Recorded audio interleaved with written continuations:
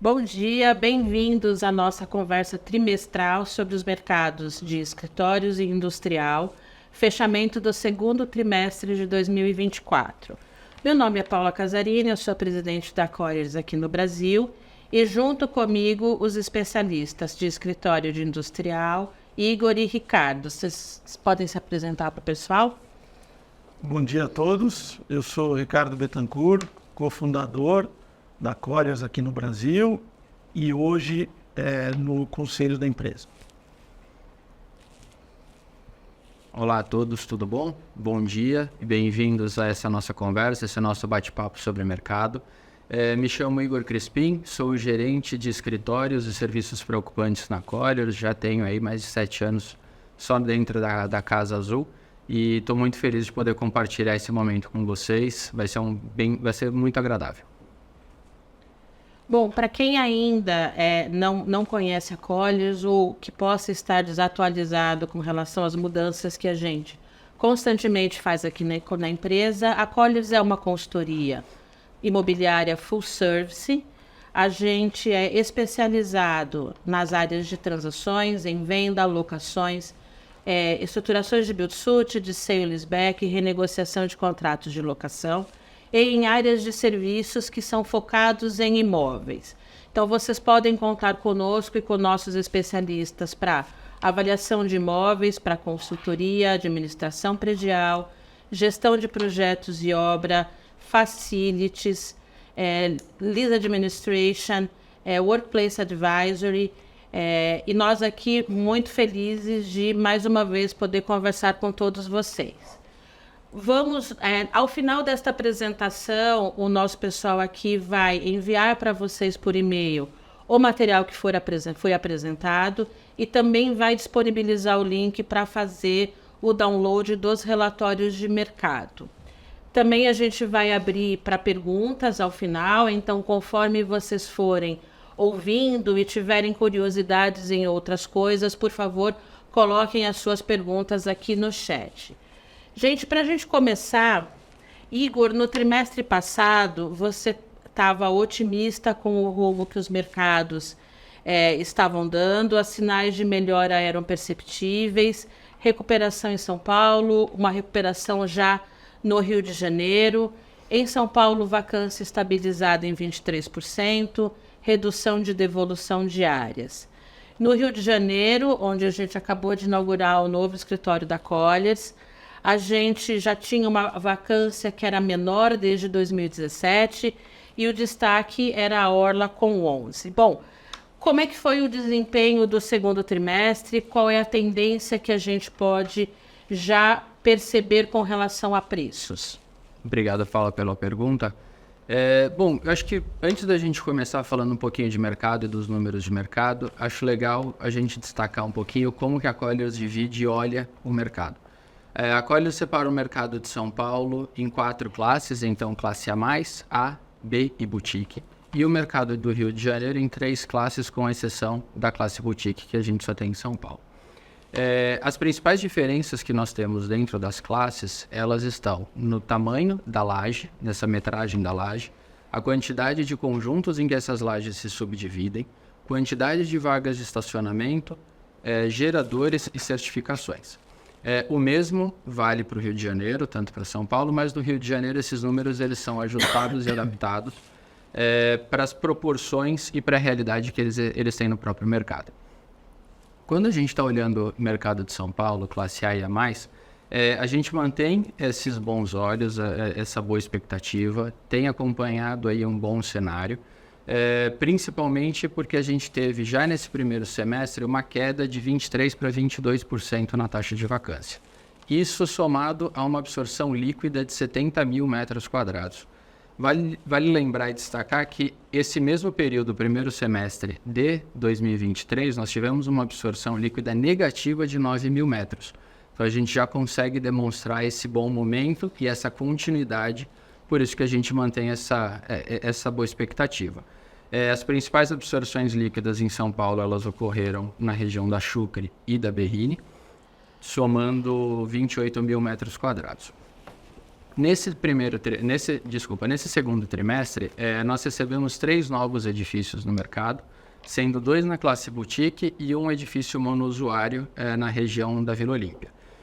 Como a gente já falou no webinar passado, acho legal destacar que a Colliers foi a primeira empresa que separou e classificou os edifícios boutique como são, e isso obviamente nos ajuda a trazer e reforçar essa confiança que a Colliers tem nesse mercado e nessa classe específica. Mesmo com o aumento do inventário de boutiques em 7.500 metros quadrados, agora nesse segundo TRI, ainda assim tivemos uma redução na vacância de 24% para 20%, o que nos ajuda a reforçar todo esse cenário de 2024 e ainda nos traz uma boa notícia que a gente espera mais 4 entregas, também nesse mesmo mercado, somando 28 mil metros quadrados, principalmente na região de Pinheiros e Itaim. Esses números sustentam o nosso otimismo, continuamos bastante positivos. Os novos projetos estão sendo lançados, principalmente trazendo novas oportunidades, mas claro que estão expandindo horizontes, a gente já começa a ver essa demonstração de apetite por parte de desenvolvedores e investidores, olhando produtos para outras regiões, como por exemplo Pinheiros. Certo que toda a incerteza que a gente tem hoje sobre a taxa de juros, se vai ficar estabilizada, se vai subir ou se vai descer, vai continuar a impactar o mercado de São Paulo, sem dúvida nenhuma, principalmente de venda. Mas para locações a gente também espera um impacto disso, principalmente nas empresas que estão muito alavancadas. Por quê? Elas já estão e continuarão a revisar os seus custos e os seus padrões de ocupação hoje no mercado, o que obviamente pode gerar novas oportunidades para outras regiões. Agora a gente mudando um pouco, falando um pouquinho do Rio de Janeiro, vale destacar positivamente a vacância do Rio de Janeiro continua caindo. Todo o mercado e todas as classes, a gente já teve uma redução de 29% para 29% dos 30% que nós tivemos no primeiro TRI. E aí, essa vacância ainda por cima veio acompanhada de 12 mil metros quadrados de absorção líquida. Desses 12 mil, 11 mil foi unicamente na classe A e A+, que continua a nos ajudar e a trazer esses bons ventos para o nosso mercado, olhando para Rio de Janeiro. A vacância do classe A e A+, está em 27%, de novo, mais uma redução do que a gente já teve no trimestre passado, mas claro que vale destacar e vale ter isso importante, Paula, esse número ele foi beneficiado e continua a ser beneficiado pela falta de novos inventários no Rio. Muito bom, muito obrigada, Igor. Ricardo, no trimestre passado, a gente conversava aqui no webinar e você usou a expressão que você estava cautelosamente otimista, né? A gente falava num mercado com expectativa de queda de taxa de juros, numa taxa de vacância média de 10%, cap rate em médio em 9% e um preço de locação que subia, né? Como é que foi o segundo trimestre no industrial? Vamos lá. O segundo trimestre ele foi surpreendente para o lado positivo. Por quê? Nós tivemos aí uma absorção de 724 mil metros na absorção líquida, que foi praticamente o dobro do número apresentado no primeiro trimestre. Isso gerou uma diminuição na vacância, uma vez que o estoque novo entregue nacional foi de 608 mil metros. Então, o que aconteceu? A gente estava com uma vacância de 10,3%, voltamos a um dígito, estamos com 9,7%. Agora, este trimestre, o segundo, ele teve uma questão específica. A gente teve 2 players, que são o Mercado Livre e a Shopee, através de várias locações, que foram responsáveis por metade dessa absorção líquida. Então, lá na frente nós vamos discutir na nossa conversa hoje se isso é uma questão sustentável, se vai continuar, ou se foi uma questão específica desse último quarto. O importante é que impactou positivamente o quarto, né? Além disso, Paulo, a gente teve, continua tendo uma melhora nos valores. Se você olhar nos últimos 12 meses, o mercado nacional já tem aí um aumento de 13% nos preços médios. E se você olhar os últimos 2 anos, a gente já tem um aumento de 24%. Então, o mercado mostra uma recuperação nos valores de locação, ou um aumento, lembrando que ele teve muitos anos praticamente estabilizado, né? Outras questões que são importantes que a gente fale é que, por exemplo, lá atrás, quando a gente começou a ver os números do Brasil, São Paulo era 70% do mercado. Foi andando até 60%. Hoje já está com 54% aproximadamente do tamanho de mercado. Isso é muito bom, porque mostra primeiro, não dependência do mercado tão forte para São Paulo, mais distribuída, mas principalmente mostra uma melhora nas outras regiões do país, né? Então, baseado nisso, a gente queria dividir alguns pontos aqui dessas regiões. Então, se a gente olhar, por exemplo, a região do Centro-Oeste, a gente vê o mercado lá do Distrito Federal, por exemplo, já com um preço médio de R$ 28,00 o metro e uma vacância baixa de 8%. Se a gente olhar os principais mercados do Nordeste, a gente vê a Bahia impactada por uma entrega de um empreendimento novo que está levantando a vacância, mas é um mercado da região com melhor preço, R$ 26,4, né? E os demais estados, aqui a gente vê o Ceará com 2,5% de vacância, a gente vê Pernambuco com 5%. Pernambuco, aliás, que teve um quarto com uma absorção muito boa. A gente tem aqui uma absorção em Pernambuco nesse último quarto de, dando o número exato, 76 mil metros quadrados, o que é uma absorção muito boa, né? Indo para a região norte, a gente tem uma vacância muito baixa em Manaus, e isso impacta no preço. Hoje nós estamos ali com quase já R$30, estamos com 29. Então é uma região também que vem melhorando e puxando o preço para cima. E o Pará com 24,4. Na região sudeste, a gente vai falar de São Paulo e Rio de Janeiro mais para frente, mas a gente tem aqui o Espírito Santo com 9% de vacância, Minas com 12% e, respectivamente, 23,8% e 27,5% de valores médios pedidos. Neste quarto, esses dois estados também tiveram uma boa movimentação, né?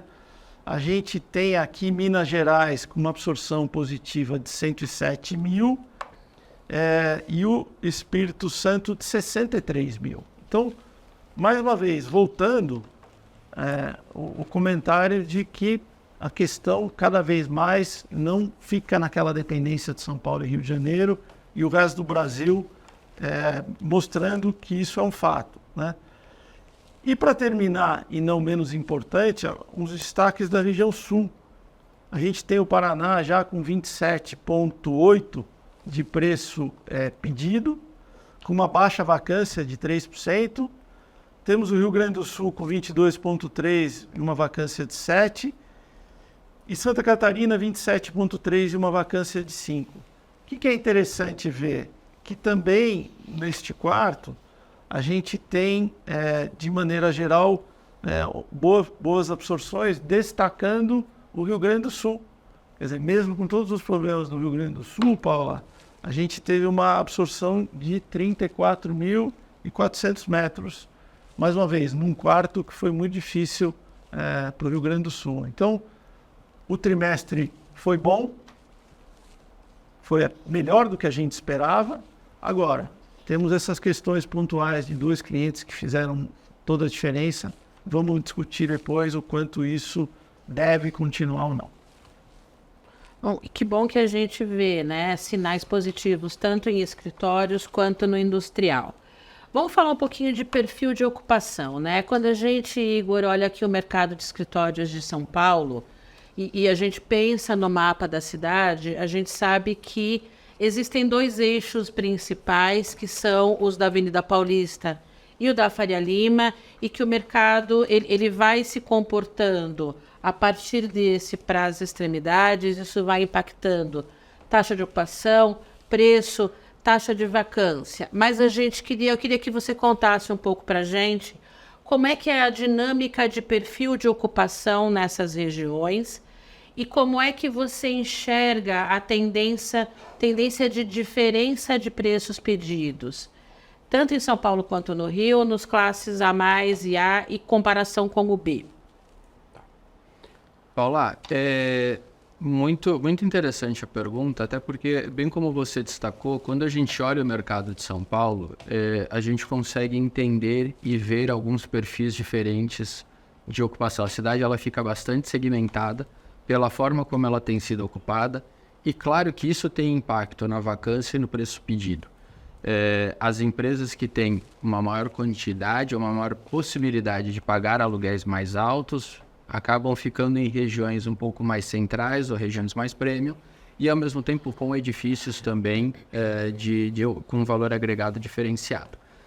Quando a gente está olhando o mapa, o setor financeiro de São Paulo já tem se consolidado no corredor que vai desde Pinheiros até a região da Vila Olímpia, passando obviamente pela Paulista, o corredor histórico para eles. E aí a gente começa a ver ali como um centro, como que a cidade vai crescendo em ondas. Então a partir dali a gente tem a região da Berrini, que continua a consolidar bastante há muitos anos, ou as empresas de TI, de telecom. A gente já começa a olhar Marginal Pinheiros e a região da Chucre Zaidan, com sedes de empresas do segmento de indústrias. A gente já começa a olhar um pouquinho mais distante a região da Chácara Santo Antônio com empresas de serviço. E justamente nos extremos da cidade, a gente tem ali o polo de empresas governamentais, principalmente focados na região de Santo Amaro e da Barra Funda. Como que isso gera um impacto, como você perguntou? É claro que é importante destacar, como eu já comentei, esse centro ele vai ser o centro mais caro. Então, onde hoje nós temos a menor taxa de vacância e os maiores preços pedidos e preços transacionados. Então, dali, da Faria Lima, ou Nova Faria Lima, Itaim, JK, essa onda vai expandindo, mas ao mesmo tempo a gente vê uma queda da vacância acompanhada de uma queda do preço de locação. Claro que nesse novo momento que nós estamos vendo, muitas empresas repensando suas ocupações, vale essa olhada para áreas externas, olhando um pouquinho mais para fora desse centro. E a gente já tem visto isso, muitas empresas estão começando a buscar essa situação, principalmente empresas que já não fazem mais tanto sentido estarem em regiões como Nova Faria Lima, JK e Itaim, que em um determinado momento de mercado fizeram uso de um flight to quality para também levar o colaborador para melhores edifícios, trazer uma imagem corporativa diferenciada, e hoje já tem uma precaução de caixa e já começam a olhar um pouco mais a cidade com outros olhos, buscando regiões, por mais que fujam um pouco ao seu segmento, eles já começam a olhar outras e melhores oportunidades de mercado. Acho que aí a gente já começa a entender. Isso liga bastante com a segunda parte da tua pergunta, que quando a gente começa a olhar a diferença entre as classes A e A+, e classe B no mercado de São Paulo, a gente consegue observar que nos últimos anos ficou muito nítida a resiliência do mercado, tanto durante a pandemia quanto na saída, nesse pós-pandemia. Porque a gente conseguiu, mesmo durante todo esse momento, os edifícios classe A e A+, continuaram a pressionar o valor para cima, o que obviamente aumentou o gap entre essas classes. Claro que todo o movimento que a gente já vem falando e a gente já vem vindo, macroeconômico e político, tem gerado instabilidades, tem gerado algumas precauções por parte das empresas, trazendo um movimento de mercado com pouco de incerteza e tem levado algumas empresas, a gente já tem visto esse movimento, a repensar as suas ocupações, e não só a ocupação, mas também a localização. E aí a gente volta justamente nessa primeira parte da pergunta.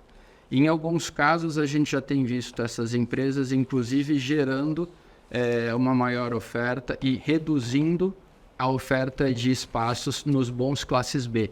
Então, tem começado a gente já ver uma mudança nesse perfil e em todo o comportamento desse gap. Hoje a gente já vê uma redução bastante lenta, considerando a taxa de vacância, que tem reduzindo. A taxa de vacância ela vem reduzindo ponto a ponto, a trimestre, mas o gap entre as classes ele está voltando a ficar apertado, justamente por causa desse movimento. Vai continuar nessa mesma direção. O nosso time de pesquisa e de inteligência de mercado trouxe muitos dados para a gente que nos ajudam a corroborar essa ideia, essa expectativa.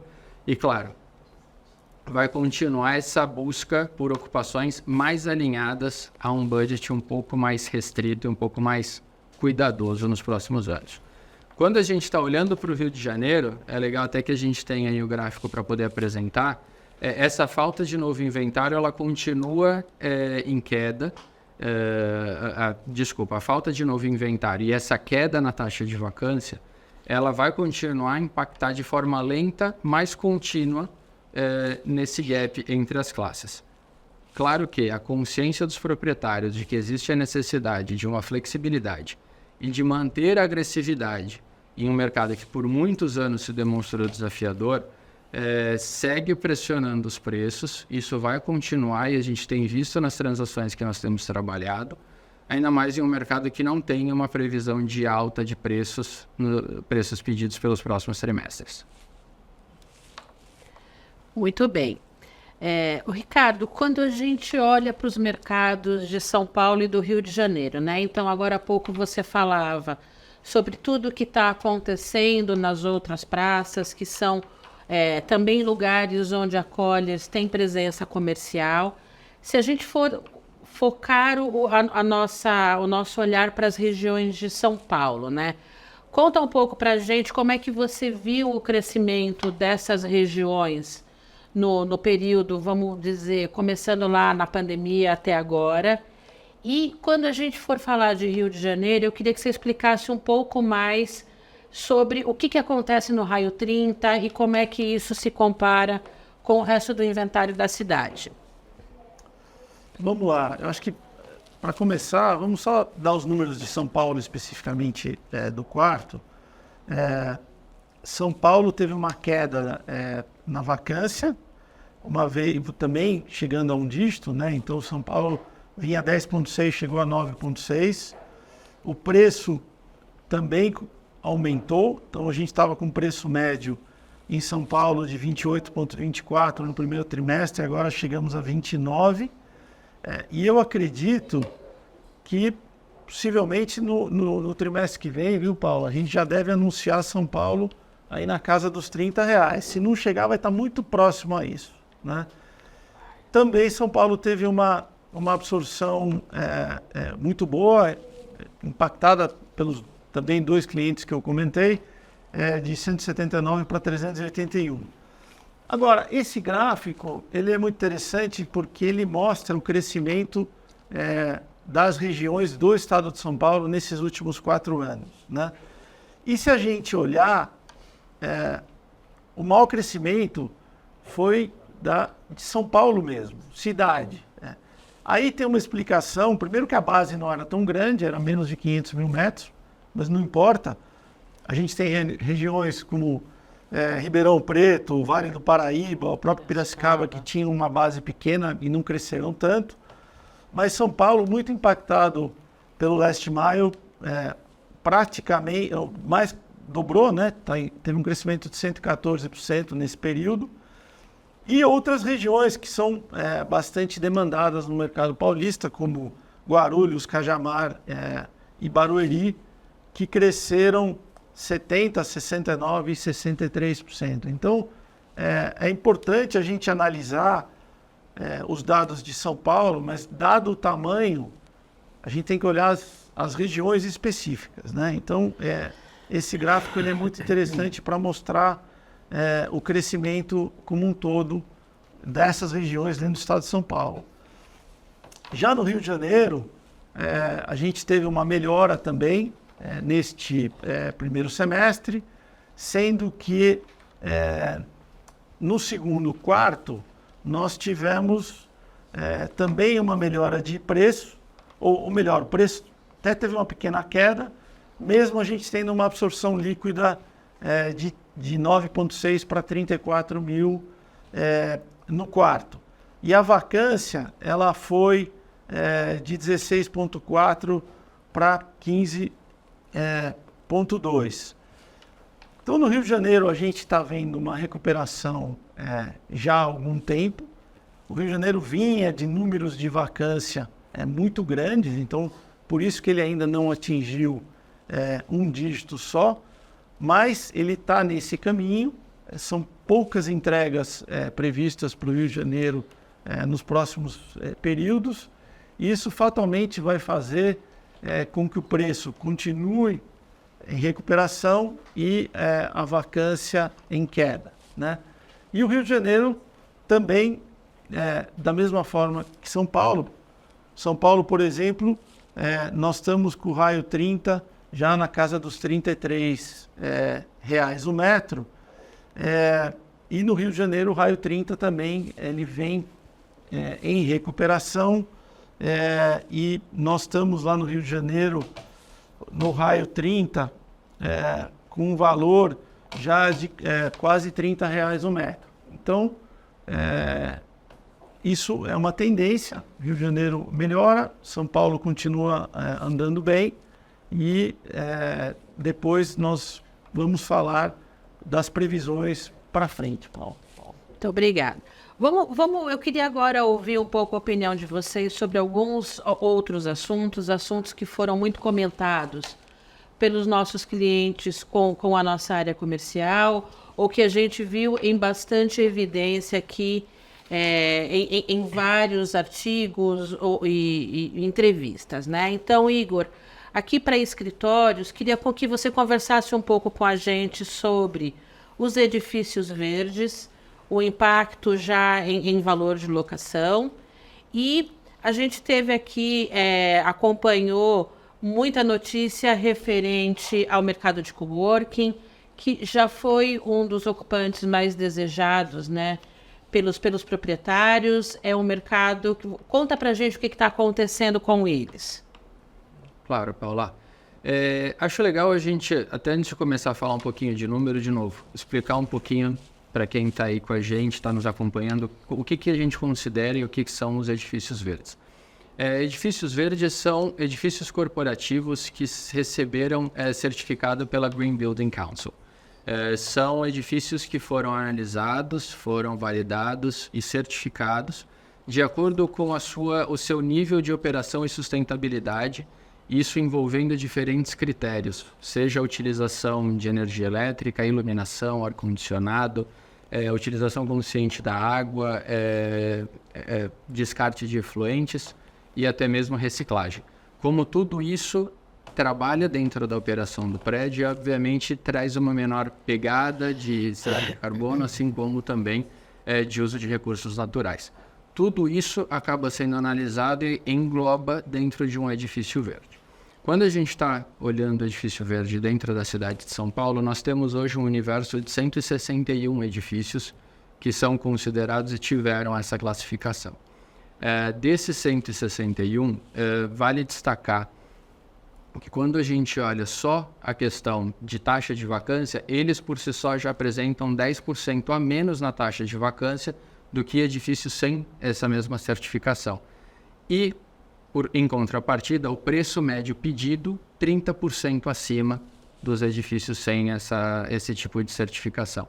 A gente não está aqui olhando especificamente qual tipo de certificação, mas sim a certificação como um todo, mas é importante a gente destacar esses números porque, por mais que eles trazem, obviamente, no momento de desenvolvimento de projeto e até mesmo a certificação, ela tem um custo, ela tem um impacto e ela tem uma importância para o ocupante. Muitas empresas, elas têm buscado por esses espaços, elas têm essa preferência, seja por diretrizes internas, sejam por diretrizes globais e compromissos globais de sustentabilidade, de redução de carbono. Então, hoje é um ponto bastante importante. Isso entra muito naquela ideia que a gente já conversou no webinar passado sobre ESG e que, obviamente, vai continuar a permear dentro do nosso mercado. É importante a gente ter essa consideração e esse impacto ele é bastante visível. Olhando ainda dentro do mercado de São Paulo, as melhores e maiores taxas de existência de edifícios verdes no mercado de São Paulo estão concentrados na região do Itaim, JK, Nova Faria Lima, Berrini e Chucre Zaidan. Todas elas acima de 80% do inventário com edifícios verdes, algumas delas inclusive com 100%. Claro, eu fico aqui, comentei em algumas já respostas anteriores sobre a Nova Faria Lima, mas só para destacar também para vocês que a Colliers foi a primeira empresa que separou a Nova Faria Lima, ou melhor, a Faria Lima em duas, justamente para poder considerar elas dentro dos seus próprios históricos e perfis. Então, a Faria Lima vai desde o Largo da Batata até a Avenida Cidade Jardim e a Nova Faria Lima da Cidade Jardim até a L. Pellegrino. Então, a gente consegue ter uma visão um pouquinho mais apurada desses dois mercados. Já quando a gente conversa um pouquinho sobre o mercado de coworking, sem dúvida nenhuma, já foi um mercado, já foi o segmento muito buscado e procurado pelos proprietários e ainda segue muito importante para a cidade de São Paulo. É um segmento e uma prestação de serviço muito importante, porque ele oferece uma rápida flexibilidade e ele atende a uma grande gama de empresas que podem ter diferentes necessidades e projetos com necessidades pontuais, que não conseguem ser atendidas pelo mercado tradicional. Então, a gente tem prazo de locação diferente, com contratos diferentes, até porque normalmente não são contratos de locação, e sim contratos de serviço. E, além disso, você tem, além do prazo, a quantidade de estações de trabalho que vão ser contratadas. Por mais que a gente fale bastante sobre essas opções flexíveis, vale destacar que de todo o inventário de São Paulo, não mais do que 3% está na mão de coworks e de empresas que oferecem serviços flexíveis. Então, ainda é um número que pode crescer e que tem espaço para isso. Claro que desses 3%, 2/3 estão na mão de um mesmo prestador de serviço, mas isso não significa que o nosso mercado não tenha ainda espaço. A gente continua com oportunidades. Seguindo até na tua mesma pergunta, Paula, a gente sabe que teve aí alguns receios, alguns comentários. Todo proprietário, ou mesmo FIIs, que estejam muito expostos a esse segmento, podem ter sofrido aí alguns reveses ou mesmo um aumento do risco e de preocupação nos últimos meses e nas últimas semanas. Mas o que nós temos visto é que o mercado ele continua confiante, principalmente por parte dos clientes. E, de novo, pelo tamanho disso no universo, dificilmente ele vai impactar o mercado de locações. Que bom, né? Ricardo, acho que das reuniões e apresentações e eventos que a gente participou, 2 assuntos, eles neste último trimestre estavam muito em evidência, né? Então, o primeiro deles, acho que campeão do Trending Topics aqui é o mercado de e-commerce. E o segundo são as inovações que estão sendo feitas nos condomínios, né? Então, no e-commerce, até onde vai o e-commerce? Como é que está esse mercado? Ele vai ser o ocupante, assim, o queridinho do proprietário? Como é que você acha que esse mercado vai se comportar? E depois, em inovações, a gente que tem uma área bastante importante de gestão de condomínios, né, de administração predial. Vamos falar um pouco de inovação nos empreendimentos. Então, vamos lá. Começando pelo e-commerce, mais uma vez, este último quarto foi surpreendente. Eu, pessoalmente, não esperava uma movimentação tão grande. O e-commerce foi responsável por 50% da nossa absorção líquida, a tal ponto que, se a gente olhar o gráfico que está sendo mostrado, o maior ano de absorção de e-commerce havia sido 2021, com 750 mil metros quadrados.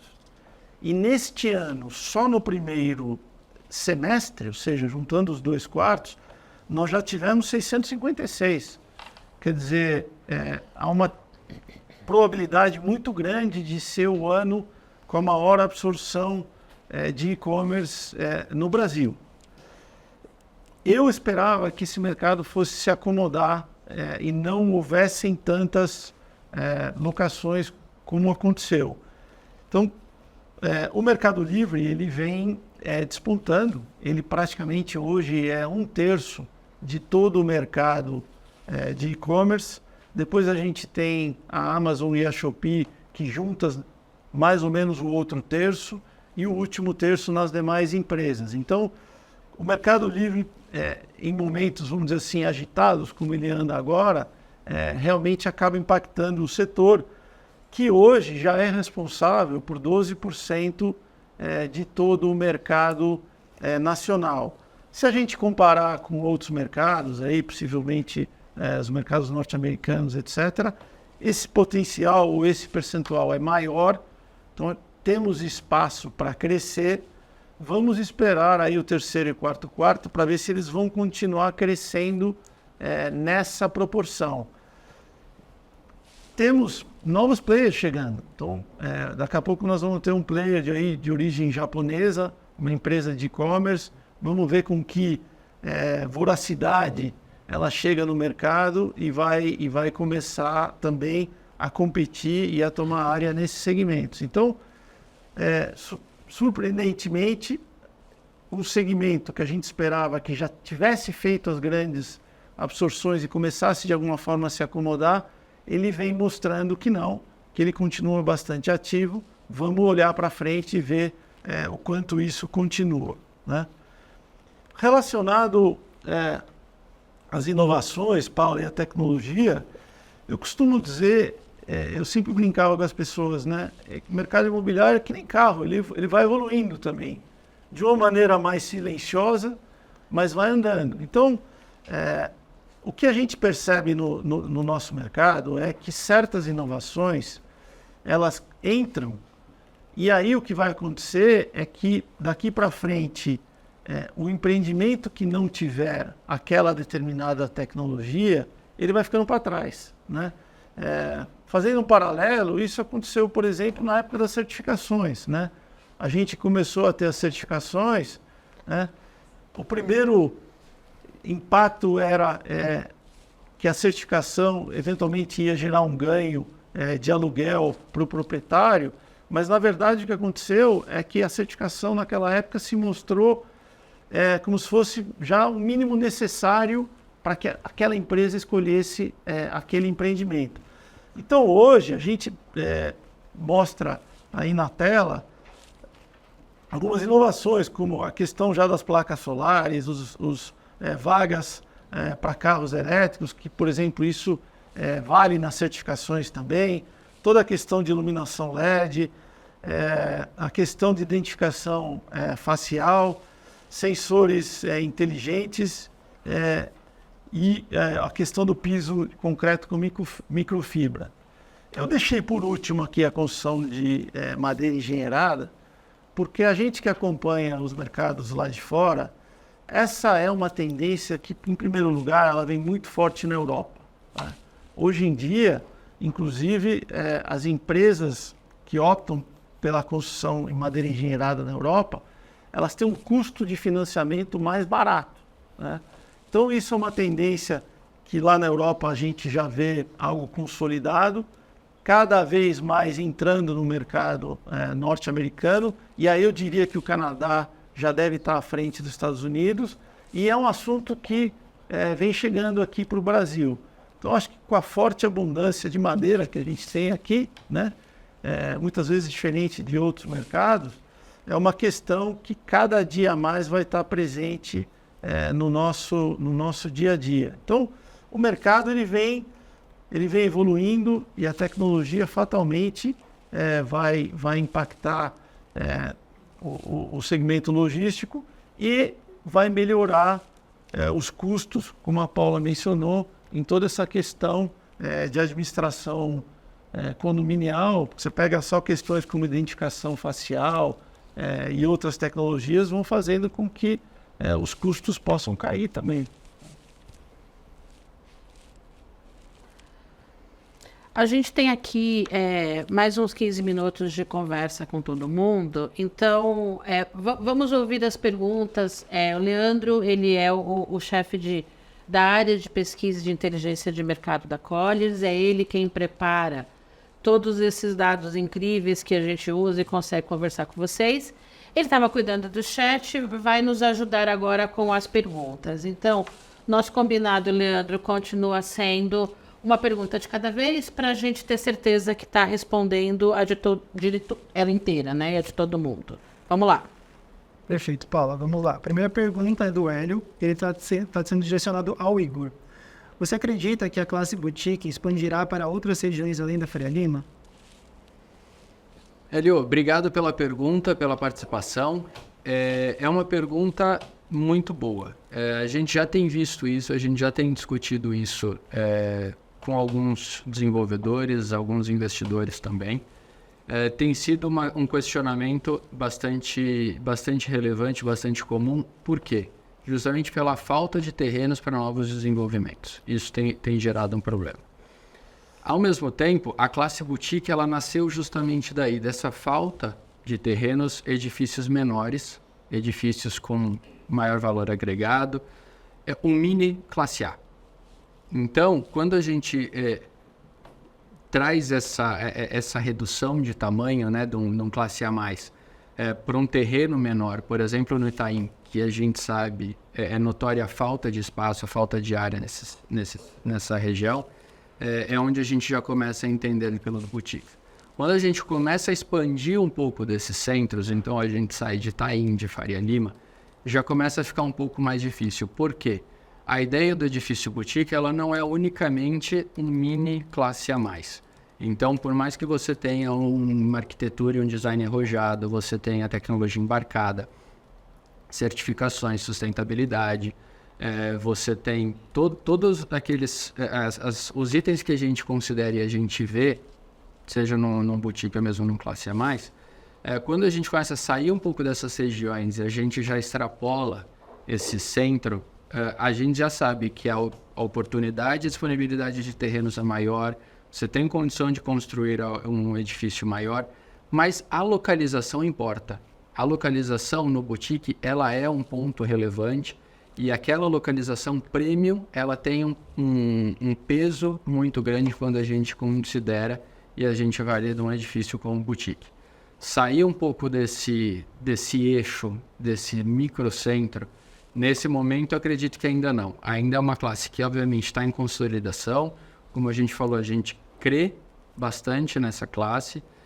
Temos visto bons desenvolvimentos ainda no eixo Rebouças, Faria Lima e Itaim. Fugir um pouco disso, acho que ainda vai demorar. Realmente a escassez de terrenos vai precisar ficar muito evidente para isso ter alguma justificativa nesse momento. Obrigado. Perfeito. A próxima é do Juan, dizendo: parabéns pelo retorno no mercado, tanto no segmento de escritórios quanto industrial. Embora os preços tenham recuado em reais brasileiros devido à taxa de câmbio, seus aluguéis continuam muito atrativos em dólares. Vocês poderiam comentar sobre isso, por favor? Eu acho que a questão do câmbio, né, ela é sempre muito difícil. O que a gente precisa ter, muitas vezes, é coragem para investir nesses momentos, porque, de fato, em dólar, possivelmente os níveis de Brasil hoje estejam um dos mais baixos da história, né? Então, aquele investidor que tem possibilidade de esperar, ele tem possibilidade de ter ganho futuro, né? Acho que a discussão, como sempre, é a futurologia de como é que o câmbio vai se comportar daqui para frente. Mas, mais uma vez, acho que aquele investidor que tem tempo para esperar, sem dúvida nenhuma, historicamente, o Brasil hoje está barato em relação aos outros mercados do mundo, isso não tem dúvida. Perfeito. A próxima é do Maurício. Ricardo, você acredita que os preços de aluguel vão continuar em alta? Então, eu olho duas coisas macro quando eu penso em preço futuro. E nesse momento, a verdade é que as duas estão ajudando, porque do lado da oferta, a gente tem uma taxa de juros alta. isso possivelmente vai segurar a oferta, né? Ou seja, deve entrar menos espaço no mercado do que deveria, né? E o outro lado, que é o lado da demanda, ele continua, na minha opinião, forte. E aí o índice que impacta mais é a taxa de desemprego, que está baixa. Nós estamos hoje com a taxa de desemprego de 6,9%. Então, enquanto essas duas questões estiverem andando para esse casamento positivo, ou seja, um pouco menos de oferta, um pouco menos de oferta de espaço e a demanda muito ligada ao desemprego, uma taxa de desemprego baixa, isso vai ajudar com que seja tomada mais área e, por consequência, ajudar na recuperação de preços. Então, deve continuar no curto prazo.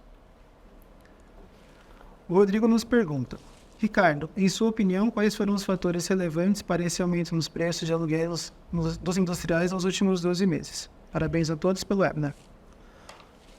Eu acho que, além da questão que eu acabei de comentar, nós temos um outro ponto, que é que os preços ficaram estacionados pelos últimos 6 anos, pelo menos, né? Então, não é que agora está recuperando em relação aos últimos 24 meses, não. Na realidade, os preços estão recuperando em relação aos últimos 6, 7 anos, né?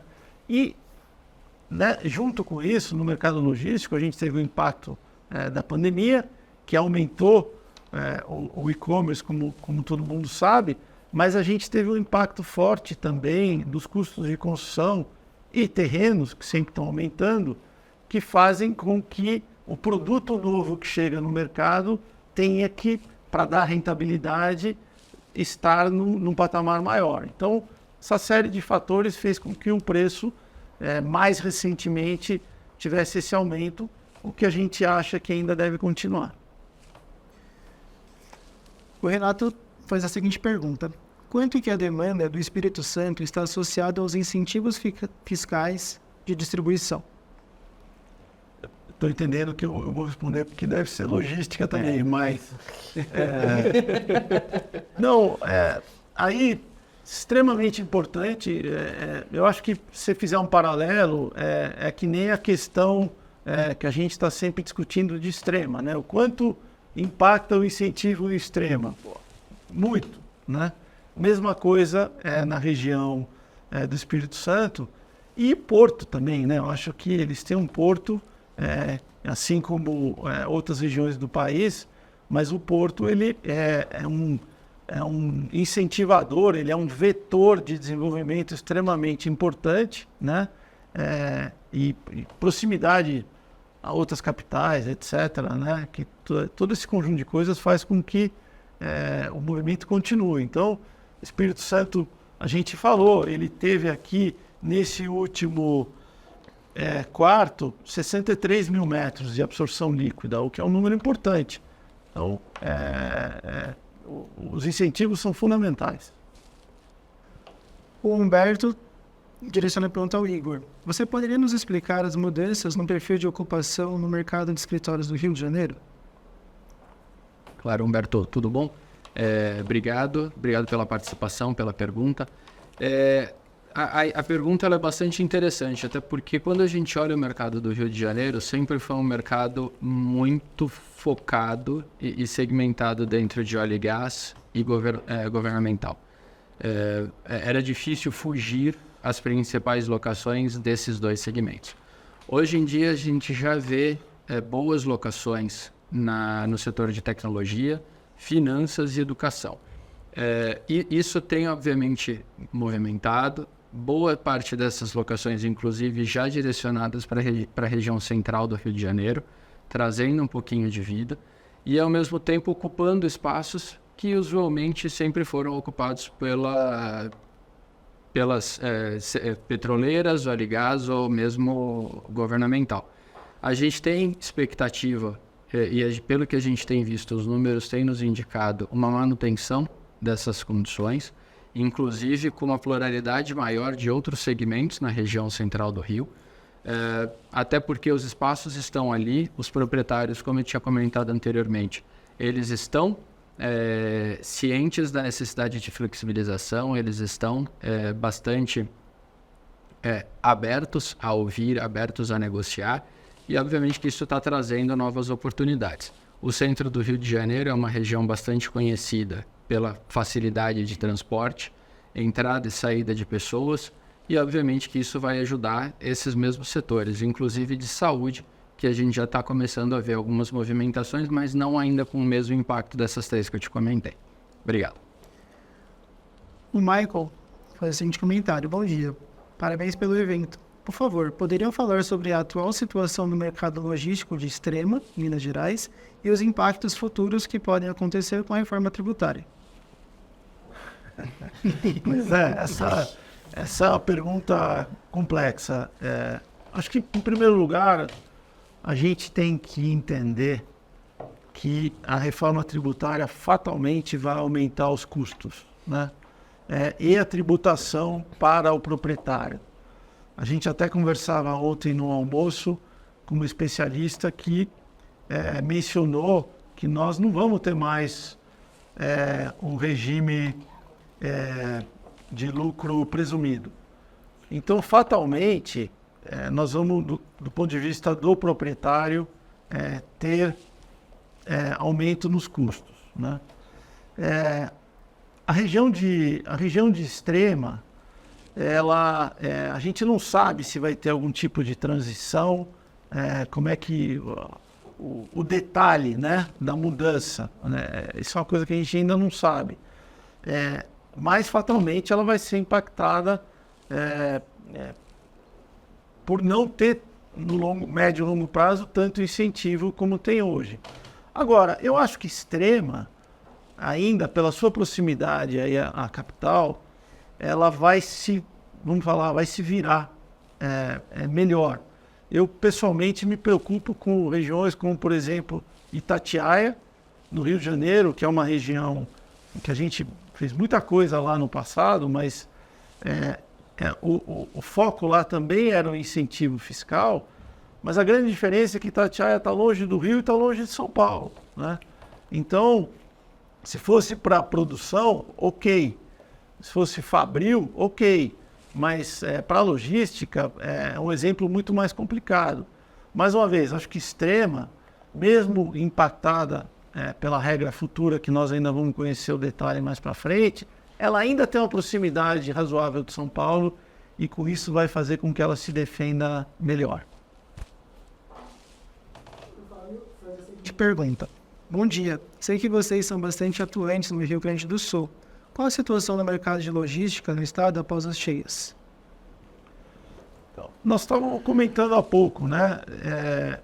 Foi uma surpresa boa, agradável, né? A gente vê a movimentação que o Rio Grande do Sul teve após esse período difícil das enchentes, das chuvas, né? O Rio Grande do Sul teve absorção líquida positiva, como já foi falado aqui, mas o mais importante, o que a gente percebe no nosso dia a dia, de telefonemas, de consultas, etc., é que a gente está tendo demanda no Rio Grande do Sul, né? Então, uma fotografia inicial que trazia preocupação puxa, o que vai acontecer agora? Vai cair o mercado? Ela está fazendo com que a gente tenha tendo outra experiência. A gente está vendo demanda no Rio Grande do Sul, eventualmente alguma outra colocação interna, alguma mudança interna para um determinado empreendimento que esteja mais protegido, mas acho que mesmo os empreendimentos que foram afetados, eles vão procurar, com a engenharia, formas de evitar, caso a questão aconteça outra vez, o impacto tão grande quanto eles tiveram dessa vez, né? A gente vai... O que a gente muda para não acontecer de novo toda essa situação? Então, de maneira sintética, acho que o Rio Grande do Sul respondeu, ou está respondendo melhor do que se esperava, e a gente vê demanda, e a gente vê absorção líquida positiva, e vê movimentação, o que é muito bom. Próxima pergunta é do Bernardo. Ricardo, como você vê a evolução do mercado de escritórios e logístico no Rio de Janeiro nos próximos trimestres? Há incentivos ou iniciativas ou projetos específicos que possam impulsionar a demanda e valorização nessa região? Você quer começar com o escritório? Começo, vamos lá. Para a gente dividir um pouco e aí eu volto. Tá bom. Bernardo, obrigado pela pergunta. Quando a gente olha o mercado do Rio de Janeiro, já houveram diversos incentivos e iniciativas do governo local em melhorar a taxa de ocupação de algumas regiões, que pelas mais diferentes situações não foi possível ir para frente ou mesmo ter sucesso. Hoje em dia a gente já vê uma mudança nessa tática. Por exemplo, o Viva Centro, que é a iniciativa da prefeitura, na verdade, de mudar o perfil de edifícios do centro do Rio de Janeiro de escritório de corporativo para residencial. Inclusive na região do Porto tem essa mesma situação. Claro que existem situações diferentes e benefícios diferentes, inclusive para a parte tecnológica no Porto do Rio de Janeiro. Mas hoje, olhando o mercado como um todo, as conversas que nós temos com os diversos investidores, desenvolvedores dentro do mercado, não existe uma previsão de novas entregas e de novo inventário para o mercado. A gente vai continuar a ver os mesmos edifícios que nós já temos, numa absorção em baixa, em queda, mas ainda não tem sido o gatilho suficiente para que esses investidores voltem a olhar o mercado com melhores olhos e voltem a investir para novos desenvolvimentos. O preço de terreno no Rio de Janeiro, a gente tem visto em alguns casos que tem subido. E claro que isso tem impactado também para novos desenvolvimentos. E isso acaba sendo puxado, então, para o residencial. O residencial tem tido uma melhor resposta lá no Rio de Janeiro. Então, no mercado de escritórios, dividindo aqui a pergunta, a gente ainda não consegue ter uma previsão nem de novos desenvolvimentos, de novo inventário. Então, a gente ainda está um pouquinho cauteloso nesse sentido, ou seja, no sentido de expansão de inventário. Mas a gente ainda espera que a taxa de vacância no existente continue a cair. Passo a bola, Ricardo. Vamos lá. Eu estava olhando os dados do Rio de Janeiro, é interessante a gente ver que o volume de estoque do mercado logístico em construção hoje é de 145 mil metros, o que é pouco para um mercado que nem o do Rio de Janeiro, né? Só a nível de comparação, se a gente olhar hoje aqui, o Ceará tem 270 mil metros em construção, né? Então, eu acho que isso é um dos fatores que vai ajudar a que a vacância no Rio de Janeiro ela continue caindo, né? E o preço, por outro lado, continue em recuperação. Só para a gente ter uma ideia, o próprio São Paulo hoje tem em obras quase 1.600.000 metros quadrados. Então, eu vejo o Rio de Janeiro ainda no movimento de recuperação e acho que mais uns 2 ou 3 trimestres, ou fatalmente o ano que vem, quando a gente estiver comentando o segundo quarto, ele já deve estar num dígito também de vacância. Então, uma melhora relativamente lenta ainda, mas constante. Bom, gente, primeiro eu queria agradecer a presença de todos vocês, a participação, a quantidade de perguntas que a gente recebeu. Não deu para responder a todas elas, então fica o nosso compromisso de enviar as respostas para vocês. Gostaria de lembrar que o webinar passado está no nosso canal do YouTube, a mesma coisa vai acontecer com ele. E Ricardo e Igor, muito obrigado por aceitar e conversar com todo mundo e por participar hoje com a gente. Foi um prazer, é sempre bom poder falar do mercado que a gente gosta tanto e esperamos vocês no próximo quarto nessa nossa conversa aqui trimestral. É isso, Paula, Ricardo, a todos que estão aqui conosco, muito obrigado. Obrigado pela oportunidade, pelo convite da gente poder estar aqui conversando um pouquinho mais sobre o nosso mercado e, obviamente, também fico aqui à disposição, tanto eu como o meu time e toda a Colliers. Se algum de vocês quiser ter esse mesmo bate-papo específico sobre um mercado específico, uma região específica, estamos à disposição. Manda para a gente um e-mail, a gente pode se organizar. Vai ser um prazer atendê-los. E, mais uma vez, muito obrigada. Gostaria de lembrar vocês, mais uma vez, que os nossos relatórios de mercado eles já estão disponíveis. Vocês vão conseguir baixá-los já do nosso site. E espero poder encontrar com todos vocês no fechamento do próximo trimestre. Muito obrigada.